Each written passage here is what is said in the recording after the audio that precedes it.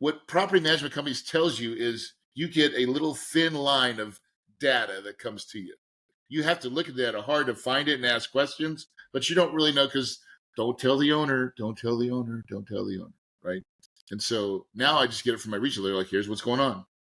And so we can make better and cleaner decisions on getting stuff done. And for me, that's been, it's really been exhilarating and to watch the team get it, right?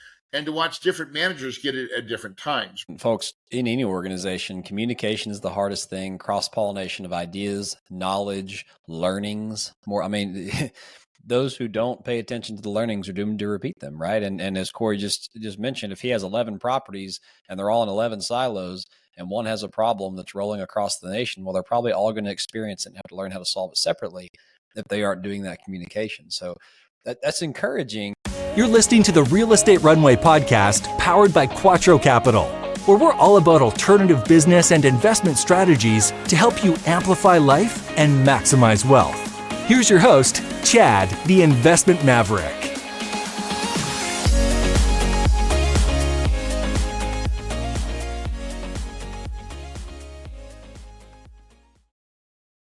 All right. Real Estate Runway family, welcome to another episode of the Real Estate Runway Podcast. I'm your host, Chad Sutton. Great to be with you here today.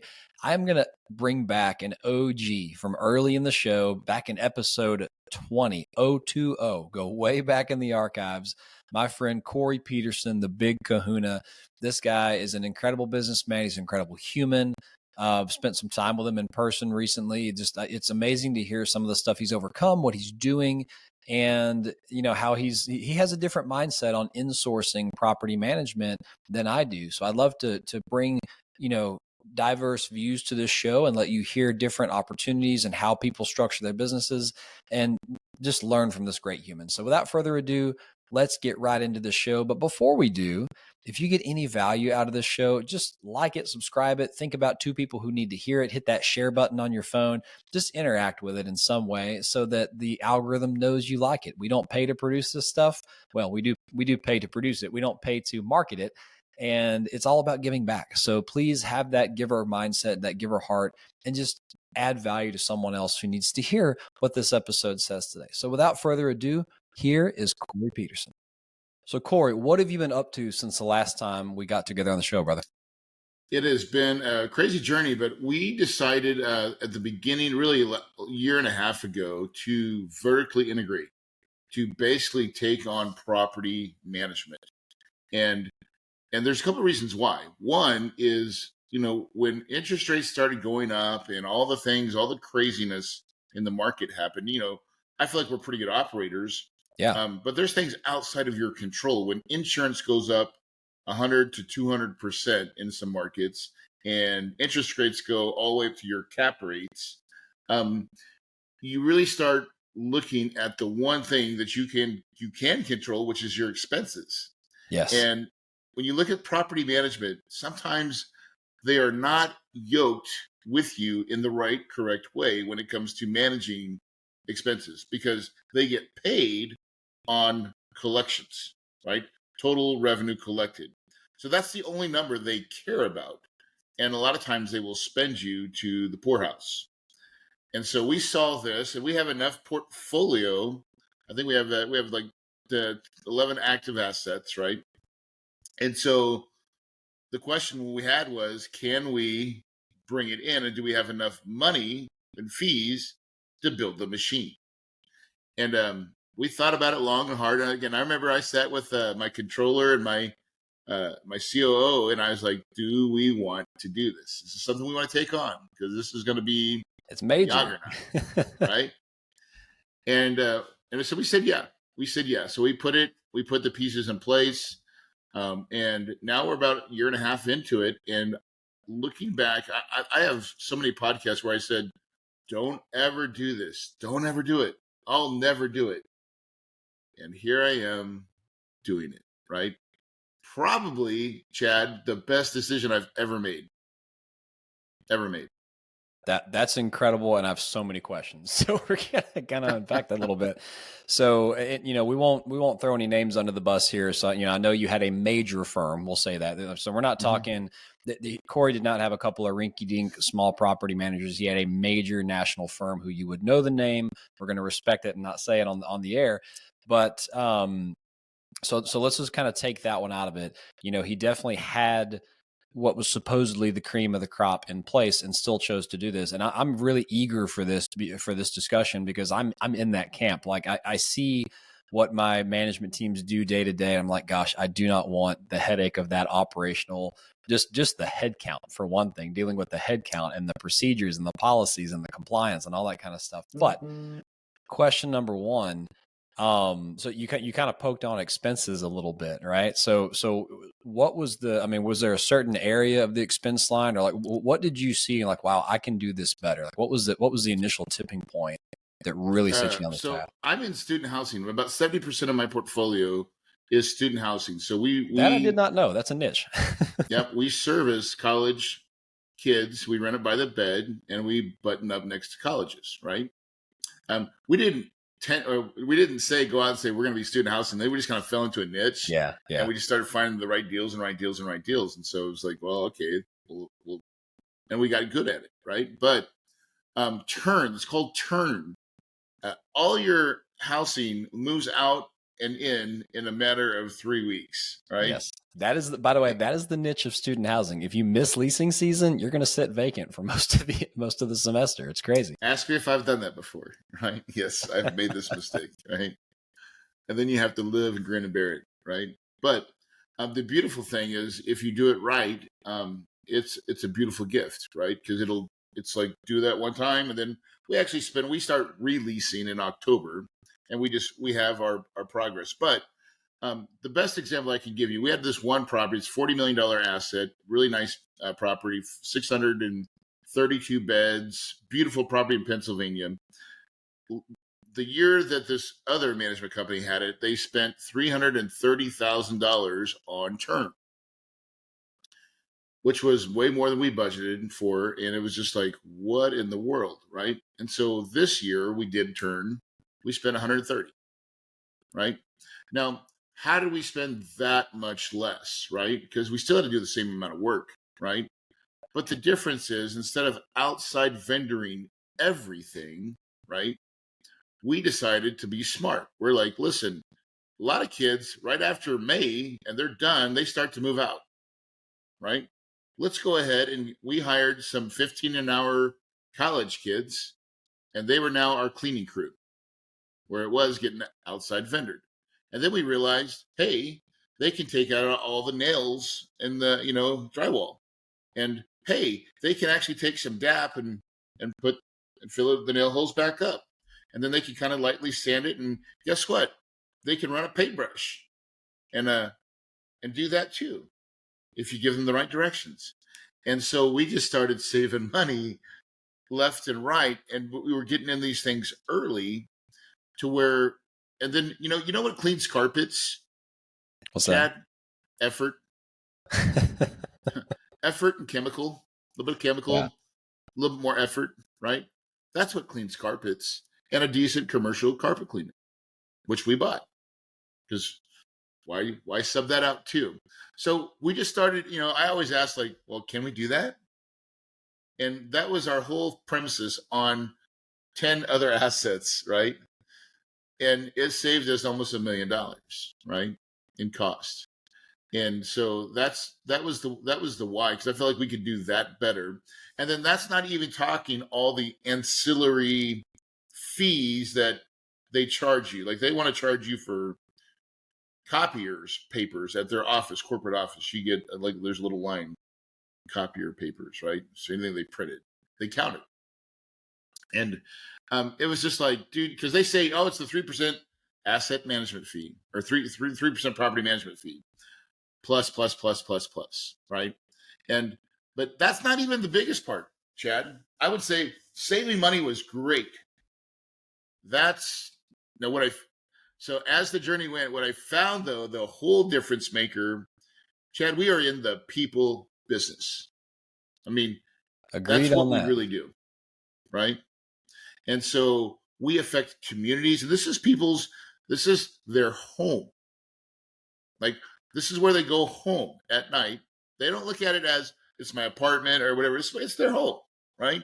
And so if we understand that, and then we get people to learn our culture and the way we want to take care of the people that live in their homes that we provide, everything changes. So we went hard on developing company culture, who we are not, what's our core values, right?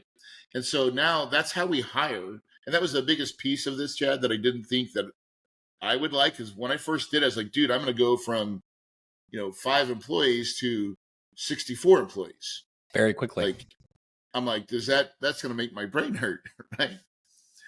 But Chad, what I realized is that I actually love it. I really love that journey of taking these young, because they're pretty young, and teaching them culture and giving them something to work for, because people work way harder because it means something than just for $1. And once we changed that paradigm, then we had people bleeding kahuna red, right? And so I'll leave you. So we have this thing, we call it the kind attitudes. Like, the Bible has the beatitudes, right? And right. We call ours the kind attitudes. And number 1, these are all Hawaiian pidgin words because it's the kahuna style, right? Which is fun. But number 1 is like, be the kind. Like, we want you to show up, show out, be special, the kind, right? Our second one is give them, bro, right? That's like, go for it, try your best. Like, you see some Hawaiians out there, one guy surfing, they're like, give them, bro, right? Go for it, try your best. Be ohana, right? We want good people, like good hearts, right? We're looking for that, right? Rock said, family, no one gets left behind, right? Spread aloha, like, be loving also, right? Give it out, right? And then the last one is, we want to make it mo better. Make it a mo better. We will always be a work in progress, right? And I forgot the other one, choke praise. We give choke praise. If you do it right, you have choke beers, right? But choke is a lot of, or a bunch of, right? And so we just developed this identity of the Kahuna brand and what it represents. And then we use that to propel our teams. And then we would actually bring our teams to corporate and love on them and spread the aloha, right? And get them to buy in with, my rags to riches story. I was just like you guys. I'm not special, right? And show them the identity of who we are. And then they go back to their sites and they crush it. And my friend Chad, that has been the best gift that I could have ever had, to watch them go out and succeed, and then to be able to start promoting from within. It's lovely. The amazing thing you just articulated there is the culture that you've built, right? And so you were so wise to focus on the culture of the people and like make sure they feel ownership and love and the I mean, you did it in such a fun way. By the way, those on video, I just turned my Hawaiian hat around to kind of be part of the club here with my shaka right here. So anyway, from all the way from the island of Kauai back in February. But back to the point. Corey realized that if he's going to insource this major operation, which is people heavy, he's going to have to make them promote from within, right? And so I love everything he just said about the people aspect of it. And so let's talk about the organization for a second, because if you're coming from a large property management group and you think you may want to insource this, well, I'm going to tell you, it's not going to be very easy, right? And Corey can probably attest to that. It's going to take some planning, but let's talk about how you set it up, because so that not only are there, if you just think about the people, there's the managers and maybe assistant managers on site. You're going to have 1 or 2 leasing or maintenance people, depending on the size of the property. You're going to have vendor support. You're going to have maybe some back office functions, marketing type things to hit those leasing seasons. So how did you choose to structure the company? Because just with what you just told me, I got to imagine you probably looked at how they're usually structured and kind of came up with what you think is a better way. So I don't know if I did that, but I probably think I just bootstrapped it and went on. I wish I would say I was more methodical in the beginning, but I wasn't. I was just like, we got to get rid of this company. They're killing us, right? So it was my controller. I had a really good controller that I knew could do accounting, and so we had to build an accounting team. That was the first step. Like, I'm like, if we can't get accounting right, we can't do anything. That's right. So we started there. We got to make sure that we hired a couple staff accountants that were already in the property business. And then we worked on another kind of AP person, right? So that was our accounting silo. We're like, boom, okay, we got that. Can we handle that? I think we can, just enough. And then we had to go. So that was the first step. Then we said, let's have I call her a COO, but she really would be like an SVP or a senior vice president over operations for the management side. And then a regional or two underneath her, right? And so that was like, so there's that. So that's kind of the corporate side of things. Me and my wife, we were the marketing part of that, and we understood it enough. And we just started working with the vendors, right? So these properties were already running. So it's not like we started from scratch. They already had a lot of the things involved, and most of the accounts were already set up. So we already had like our vendors and stuff like that already set up. But some of those were tied to the other property management company. So then we had to learn, we need to change that. And it was just we kept on, solving for problems as you go. That's kind of the entrepreneurship cry is, I don't know, but I'm going. So we'll see what happens. That's kind of how we did it. I'd like to say we were more methodical about it. But Chad, what we realized is our version 1 is better than version none, right? That's right. And we will make it more better, right? So we didn't have any processes, right? SOPs, right? So then that became our second thing. So once we kind of had our structure of property management or SVP, 2 regionals, and then at the site level, you usually have a property manager, a leasing agent, a CA. We call them CAs. These are community ambassadors. These are your college kids, $12 an hour, right? And then a maintenance supervisor and a maintenance tech, right? So that's about 5 people at every property. Average. Some people, bigger properties have a couple more, maybe some kind of janitorial or porter type of thing, right? But that's in the gist of what each location has. And then we had to hire regionals in the geographical areas to kind of make it make sense. So then we started looking at where do they find someone that lives in Houston or airports that are easy to get to and go and fly to our assets, right? So it was a little bit of a mess, and honestly, we are still working at it and getting better. But if I look at the whole, best thing I've ever done, because I know I have so much more insight of what's going on at the properties. That, my friend, is the real juice that's worth the squeeze. I know what's going on, because usually what property management companies tells you is you get a little thin line of data that comes to you. You have to look at data hard to find it and ask questions, but you don't really know because don't tell the owner, right? And so now I just get it from my regional. They're like, here's what's going on. And so we can make better and cleaner decisions on getting stuff done, right? And for me, that's been it's really been exhilarating and to watch the team get it, right? And to watch different managers get it at different times, right? So we have this one manager that crushes it. So we use her as our example. And so when we're going through P&Ls with another property, we're like, hold on, let me just show you, Madison's numbers, right? Your property's 511 beds or 532. She's 511. Let me show you what she's running in her cost, right? And we just go and show them. And they're like, oh.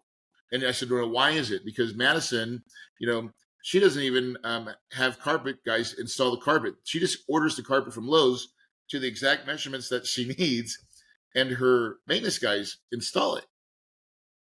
And yeah, they have they have the tools. They went and bought a kicker. They got a stretcher, because now a carpet's $200 instead of 1,000 or 500 or 600, right? Yeah. Or usually it's about 450, right, for a bed or something, $300 a bed. But we get it for $200, and so it's just like those little things and learning. And then we started also sharing information. This was the other big thing. Before, everybody was on an island. You got to think these properties. Now, I'm all over in different states with student housing, so it's not like I'm concentrated in one market. That's the only downside to doing student is you don't normally be in one market. You're usually in multiple different markets, right? If I could do it over again, I mean, we're looking to go back into just regular multifamily to get back to 50-50, right? Yeah. I like multifamily too. I like it's a monthly pace, right? But with the students, what we saw is, I lost my train of thought here. You were talking about cost, how spread out you are and how, we were talking about cost and how spread out you are because you're in student housing rather than conventional, right? Yeah, I'm having a senior moment. I just turned 50. Forgive me, Chad. But what I've learned is that, at the end of the day, if you can manage your team well and have the right locations for them, you'll get so much more out of them, right? And just learning that's what it was, the Slack, the islands, right? That's what was going on. No properties were talking to themselves. Like there was not a collaboration of anything. Every property manager didn't talk to any other assets that I owned. And I was like, I always thought that was weird. And so we're like, dude, so we introduced Slack, right? Or a lot of people use Microsoft Teams. Mm-hmm. But our Slack, we have a general tab in our Slack and everybody posts there. And it's like everybody's talking, oh, that's a great idea. These baskets or this little thing or this little event. And everybody percolates and shows up there. And so that connects the team even better and tighter too, right? Which I think that is the piece that we were missing, is they didn't have anybody that they could talk to outside of their regional. Now, if they have a real problem and they know that Madison just did this or it is a Southern property manager, they'll just go direct and call that person. So now we are gelled as a team. We're not on islands. And again, the flow of information, SOPs, and how we do it gets better and better. That's amazing. And folks, in any organization, communication is the hardest thing. Cross-pollination of ideas, knowledge, learnings. Those who don't pay attention to the learnings are doomed to repeat them, right? And as Corey just mentioned, if he has 11 properties and they're all in 11 silos and one has a problem that's rolling across the nation, well, they're probably all going to experience it and have to learn how to solve it separately if they aren't doing that communication. So that's encouraging. And I love the application of Slack or Teams or something like it. I mean, that is, we've done that in our business. I'm hearing some things that you were complaining about your management company about. I'm like, okay, well, good. Our team's doing this. Our team's doing this. So maybe we have one of the better companies. I don't know. But at the end of the day, it's something that you will never get when you are using third parties. I mean, and so the benefit is, let's just say all things are equal. Let's say that you have the ability to run the properties at the same level that a third party management company has. Let's say you're at that level, right? We are not at that level. I don't think we can handle that right now. But if you were, the one thing you're never going to get with third party is recapturing those revenue streams, right? You may even feel like you have full control. You may even, be able to keep costs down and things of that sort. That's all possible with correct, the right management team and the right oversight. But how has the recapturing of revenue streams impacted your business, in a positive way? Because I guess that would be not only fees, but the general management fee, one-off fees, payroll is probably about the same. Maybe it's more efficient. I don't know. What are your thoughts? It's actually better. I feel like we're getting charged a premium on payroll for their workman's comp and stuff. So some of those fees went down. And then yes. So as a property management company now, I make a little extra money, but it's not a profit center for me. I just use my profit that I make to buy more people. Human capital investment. More staff, right? Yeah. Yeah. So I've never looked at my property management company it only services my company, by the way. I don't third party out to anybody, I never will. That I will never do. I would never have two masters, right? And so it's built to be a slave to Kahuna Investments, right? But in that, we just look at it as, I don't take a huge salary. I take a small salary as compared, and that's just my salary from that, and everything else buys what it needs or sets money aside to do events. Like, so we're working on maybe trying to create a winner's circle, right? Where we get to take the certain key staff, property managers, maintenance supervisor. We're making, this is what we're doing this year for this next season. So we're going to take them to Hawaii, right? That'll be amazing. And yes. And so those are the things that I'd rather invest in. Again, it comes around people. That's one of my favorite things that I like to do is give that gift, right? And to show them a little something that they maybe not have seen, give them that experience that they've never had before. Does that make them more loyal? You know, I think so. I would say so. But does it make it? And even if it didn't, right? Does it make me happy? Yes, it does, right? I don't need to make any more money, right, Chad? I make plenty. I don't need to make any more money, but I love playing the game, right? And so if I love playing the game, then play it well and share and teach and coach and bring people along and show them the way, right? And to me, that's more about what the journey's about for me is 1 to 3 deals a year. 1's fine. 2's great. 3 would be, ludicrous speed. But that's all I got to do. 1 or 2 deals a year. Pretty happy with that. We're even selling some of our old deals, like deals that we're really crushing. That there's other deals that are in our portfolio that we're just going out and going to be buying out some of my investors out of it, right? Because my whole goal is to become a family office, right? Where I own it all. And so to do that, I got to own all of my deals, right? So we're selling some of our deals instead of going buying new deals. It's like, let's just go buy out and do a capital call and just buy out all the investors out of this one thing. And now we own it. Kahuna owns it completely. And it's and we already know the ones that are great. So let's just do that. Yeah, I love that. And I mean, you said so much there. Just, I mean, if you can do nothing else, folks, having the ability to invest in human capital and grow human talent. I mean, look, you're going to get turnover. Any business, people are going to grow and they're going to leave and go. I mean, they may decide they're going to become the next big kahuna. I mean, there may be that happens too. But I mean, gosh, I got to imagine if you're pouring into your people like that and you're bringing them together and you're loving on them and you're taking them to Hawaii. I mean, what other company does that? So that's a pretty great loyalty thing. And what Corey hasn't mentioned here, because he's very astute at developing and retaining his people, it seems like turnover is expensive in people, right? When you have to constantly retrain and market for someone and all that, it's best to just keep the talent you have happy. Well, get the right talent first. I mean, you don't want the wrong talent. Getting the right talent and then keeping them happy, Gosh, I love this discussion, Corey. So much. I'm going to give you a mistake that I made. Let me give you a mistake. Okay. In this property. And so this is recently too, right? So this is something I recently just had to do. And it's called the Peter Principle. So if you Google the Peter Principle, and this is what happened, right? So obviously you go to the war with the team you have, right? Mm-hmm. And when I went and started this management company, I had some people. I had my controller and I had another person. I'm not going to name her name, but she was somewhat qualified, but that's the team I had. And she was willing. She's like, let's go. And that was what we needed. Right. But I over promoted her. I gave her a title and responsibilities that she had never been there before. Okay. And so, and this is a hard one. I mean, this just happened a couple weeks ago. Right.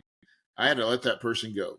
And the reason is we have developed now into a company, and the management team it demands this certain skill set. And it's more, this person was a people person, right? A go get it, more of a shotgun approach. Like, Corey, I'm gonna be your soldier. I'm gonna go in and I'm gonna whip stuff up, right? But she wasn't very analytical, right? And the role that she was truly in at the higher level is much more of an analytical role, right? So as we started getting through, it was great, right? Getting everybody up and running and stuff. But then the cracks started to form when it wasn't just a full circle. It was just one of these little, this here. Then it was another, oh, wait, here, there's another thing right there. And at the end of the day, Chad, that was my fault. I learned a big lesson on that in hiring and promoting someone way higher than their skill level. I set her up to fail, and I feel horrible for it, by the way. Yeah. Right. because when you let someone go that is that caliber and you're paying them a lot of pay, that sucks. So there's another part of being a business owner and doing that and having to let people go when they're not right. That's not a great feeling. So there's pros and cons to being and owning a big business owner. And normally my department heads would do this, but this was at a level that I had to do it, right? And I will say that it was my fault for doing that. I mean, I had to live with the consequences. Now, but the other side of that is that I found the right person, and she fits perfectly in that spot. And guess what? Everything's getting mo better, right?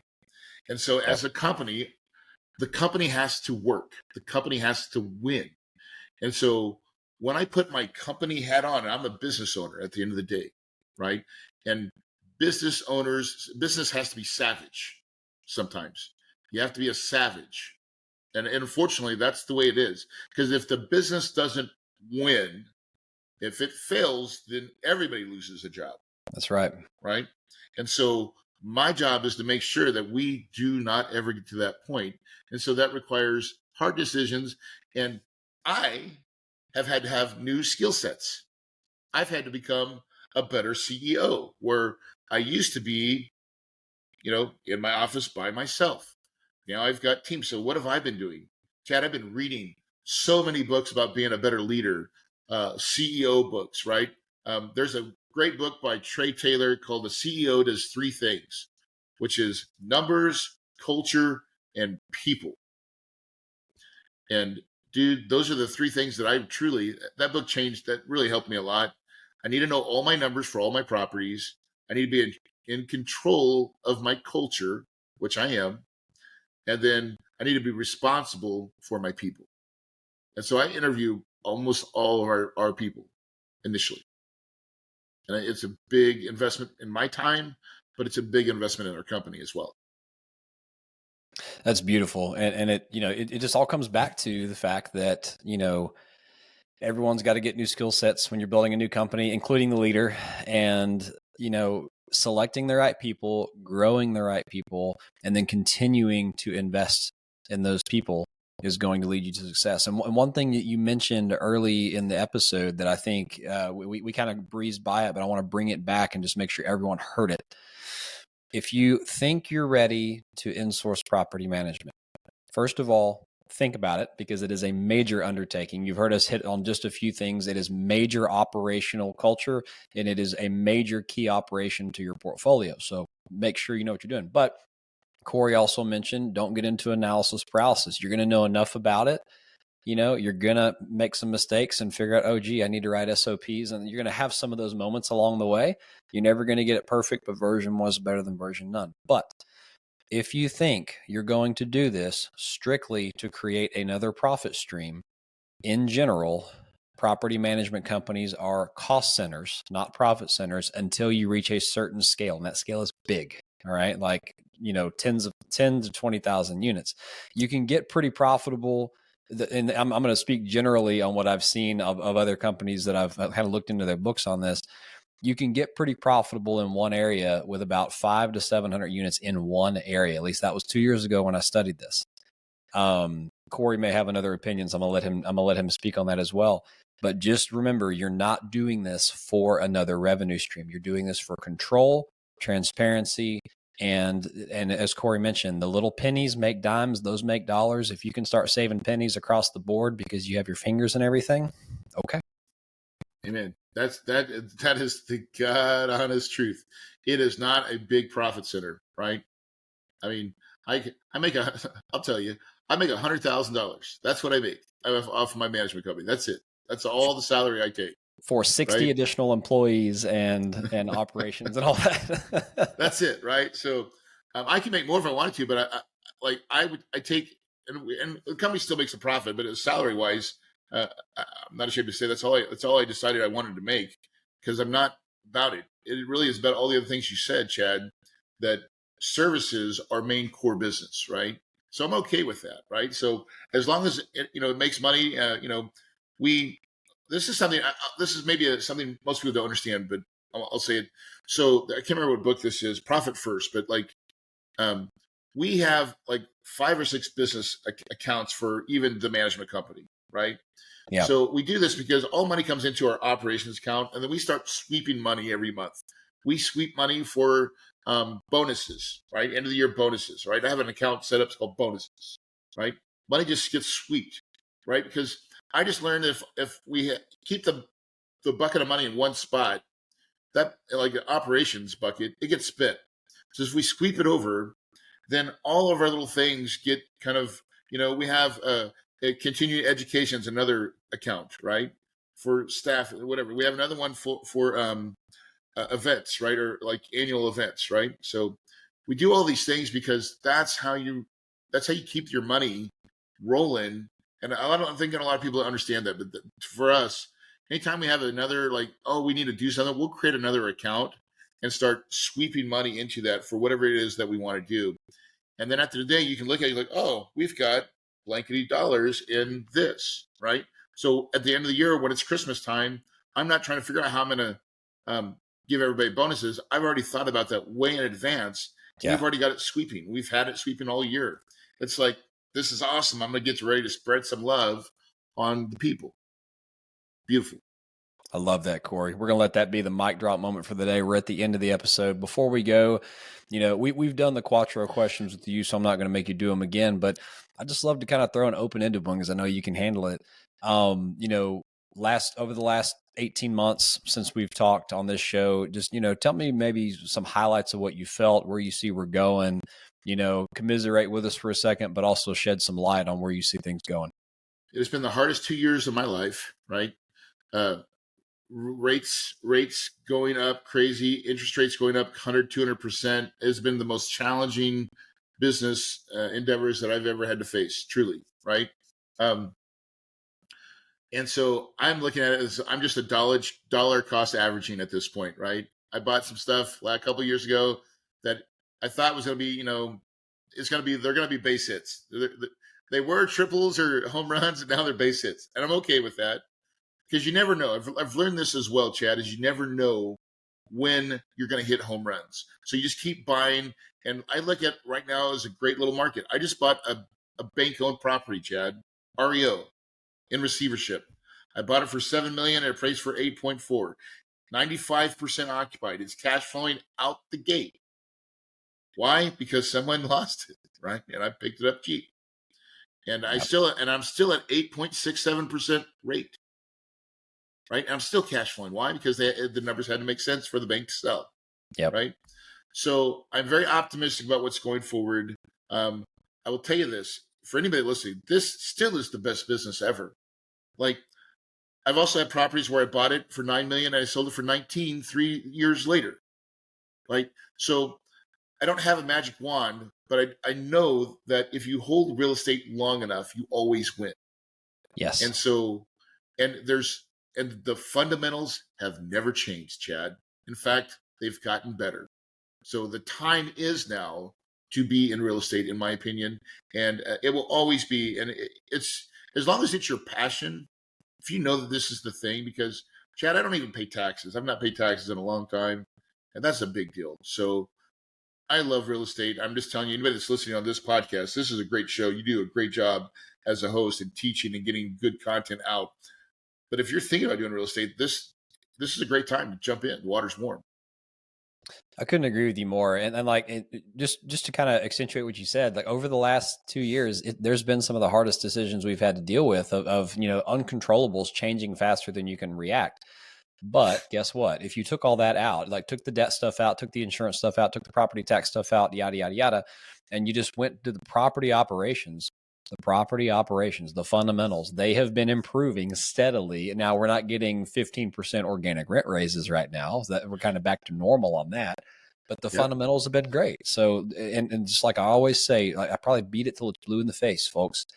You only get in trouble in this business if you run out of two things: time or money. And that's what's been happening lately is there's been loans coming due, people running out of time, and interest rates where people had unhedged floating rate risk and things of that sort.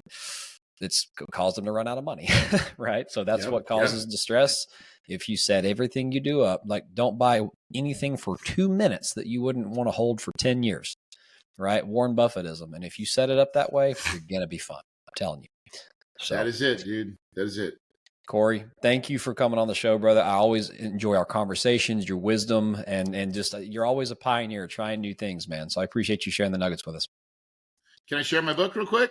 Oh, yes. We didn't do that question. So please share the book. I wrote a new book called Trust But Verify, The Passive Investor's Guide to Evaluating Real Estate Syndicators. People like me and you, Chad. If you text the word trust to 480-500-1127, we will send you the book for free. But it's a great book to show and ask the questions of how should I vet a Chad and Corey? What questions should I ask? Because I think there's a lot of people out there that they know they don't trust the stock market. Look at what Warren Buffett's doing. He's taking all that kind of money out, brother. Right. And I think people understand that they want to take better control of their capital. The time is now to do it. That's absolutely right, folks. And if you're driving or if you're doing something else right now, just scroll down on whatever you're watching this on. This will be in the show notes for your clicking pleasure. Our wonderful editor, Kyle, is going to make sure of that. So Kyle, there's your blip. And if he doesn't do it, we're going to fire him. Let me know in the comments. All right. So just kidding, Kyle. Love you, brother. All right, folks, this has been another episode of the Real Estate Runway Podcast. Until next time, over and out. We hope this episode was insightful and brought value to your day. If so, please be awesome and leave us a 5-star review. Find out how Team Quattro can help you at thequattroway.com and scroll down for more info.